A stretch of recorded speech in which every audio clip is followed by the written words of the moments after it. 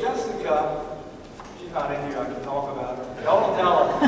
No, Jessica loves watching those house hunting shows, you know, the ones that they go and they look for homes. None of you watch those like that. Where they go in and try to find the perfect home. There's a thing like, there's a constant theme in all these families' lives that really kind of grates on my skin. It's, they get in there and they look around and say, oh, what a house. We can entertain all we want. Look at this space. We can have all of our friends over.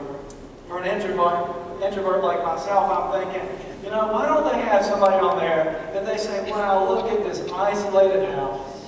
You know, what a great room. I can just curl up and read a book and just feel at home and just shut the world away. They don't do that. That doesn't make great TV. It's always these families that I'm going to invite everybody that I know over, and we're going to just throw parties every day. Well, Jesus got invited to very more parties than you would think, I would suppose, especially from the Pharisees. All right, so what Benji was reading this morning is kind of this gathering where these Pharisees are hosting another dinner party. And they get this strange idea, hey, let's invite Jesus again, right? He's already been to two and kind of ruined both of those parties for them. So he turns the tables on them. He doesn't have the reaction that they think he needs to have. You know, Jesus is always contradicting their preconceived notions. But here in Luke chapter 14, there they come again. Hey, let's have a dinner party on the Sabbath. And you know what? You know who would be a great guest? Jesus. Let's invite him over. So here at the beginning of chapter 14 of the book of Luke, Jesus is going to the house of the chief of the Pharisees on the Sabbath day. Right? What a great entrance for a good story, right? It's kind of like two guys walked into a bar, right? You know something's going to happen. Jesus on the Sabbath day goes and hangs out with the Pharisees. And they're watching him closely, right? So obviously, this isn't a laid-back dinner party. Hey, just come. It's an informal affair, Jesus. Just come hang out with us. We're going to kick back and watch the game, right? No, it's, hey, we're going to come. And you can see him like peeking through the shutters, right? Peeking through the glass, through the window curtains. You know, if you turn the blinds just a little bit, you can see them without them seeing you. And so I can imagine them doing this. And so Luke narrates the story and says, and just then, in front of Jesus, there happened to be a man who had dropsy. That's all he says. Now, is that in the house? Is that in the yard? Is that on the street? Have they kind of allowed this circumstance? Is it just coincidence? Or do you think that perhaps these Pharisees were setting Jesus up for a little bit of a trap? See, Jesus has this nasty reputation of breaking our conceived notions of what the law should be. So if we just kind of plant this man with dropsy, this medical condition that probably not only affected his life, maybe prevented him from working, but it affected his family's life, right? If the Pharisees invite this guy to, you know, you don't come to the dinner, just be near the house. Can you imagine the Pharisees saying that to this man? That maybe they're a little bit too callous, don't have the mercy that Jesus has on this man. They just want him to be kind of this bait for this trap for Jesus. So anyways, Jesus notices there's this man with dropsy in front of him. And Jesus kind of stops what he's doing. Maybe they're in the living room of the home. Maybe they're in the dining room of the home. Maybe he's just kind of outside in the yard. Luke doesn't really say where this occurs. But Jesus says to the Pharisees, is it lawful? Is it lawful to cure somebody on the Sabbath? Or is it not lawful? All right, so these learned men, these men that have studied the Scriptures, Jesus says, is it lawful? Can I cure on the Sabbath? They don't say anything. Silence. He just asked these men who were hosting this grand affair, who were setting him up. He turns to the table and says, well, what do you think? Is it lawful? Nothing. No response. So he cures the man, sends him on his way.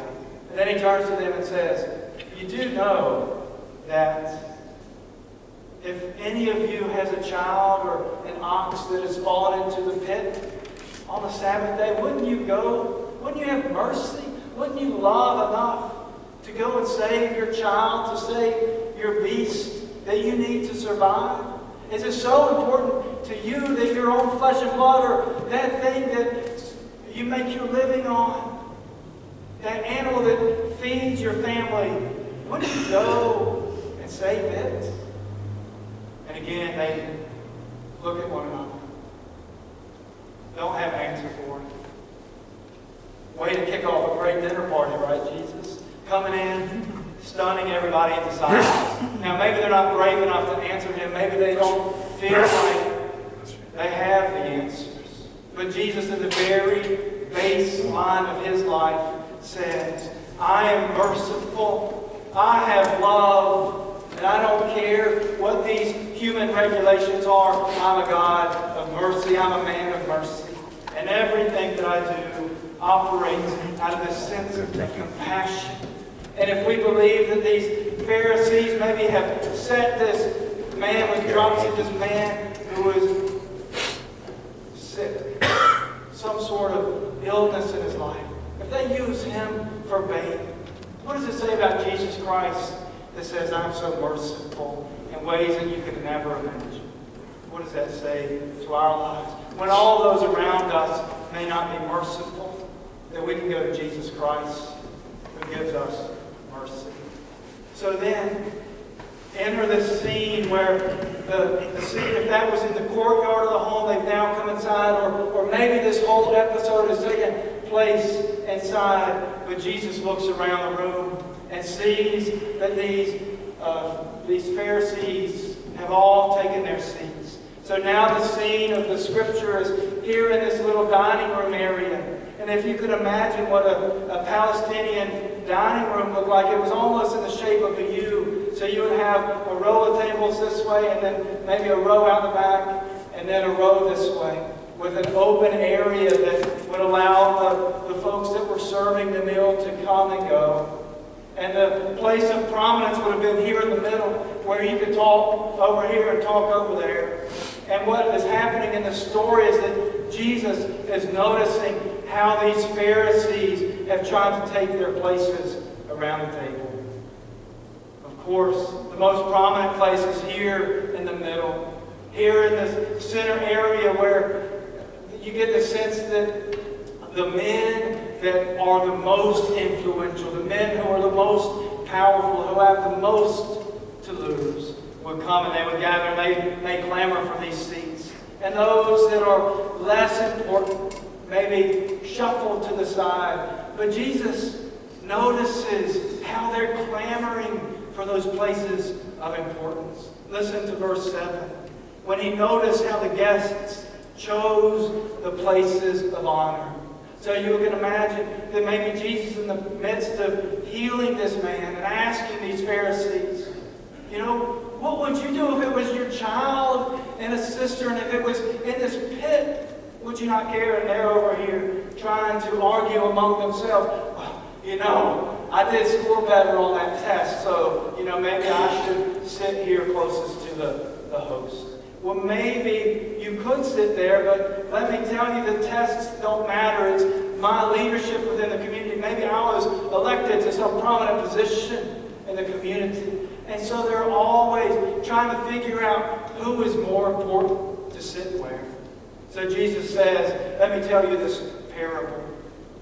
And he says, when you're invited to someone at a wedding banquet, don't sit down in that place of honor. Because the host, the one that's throwing the wedding banquet, they may come to you and say, well, sir, you're not to sit here. And you end up sitting at a place of least prominence. But go when you're invited, sit down in the place of least prominence, so that when the guest of honor comes, he may exalt you and lift you up and say, come, sit in the honored place. And then he ends this parable with this word: for all who exalt themselves will be humbled, but those who humble themselves will be exalted. Jesus, in telling this parable, is not being Mr. Manners. He's not being Dear Andy, right? This story is not about how we have etiquette in our dining rooms. Jesus is talking about spiritual truths. And he's talking about not this false sense of humility that when we go into these places of honor, we kind of sit over here and just wait to be invited up to the next table. That's hypocritical. That's not what Jesus is talking about. What Jesus is talking about is this sense that if we have a desire to please other men and women, ultimately, if that's our goal in life, is that I want to be recognized by my peers, then that's all that we're going to get in our lives. If my desire in life is to be known as the most important person in all of the community, then that's going to be something that I achieve. That's going to be what I work for. But he says, all those that exalt themselves ultimately will be humbled. For those who humble themselves will be exalted. And that's kind of a strange thing. And you say, Pastor, if you're not talking about how you go and sit yourself down at these tables, if Jesus is not talking about the sense of dining room etiquette, what is he talking about when he says those who humble themselves will be exalted? And I believe what Jesus is talking about is, if you say, I don't really care about the praises of man, I'm interested in the praise of God, then your life will not be there seeking and searching out those places of prominence in your life. You'll be seeking Jesus Christ. And when you seek Jesus Christ, you learn that to love others means to be their servants. To love others means to put them before yourself.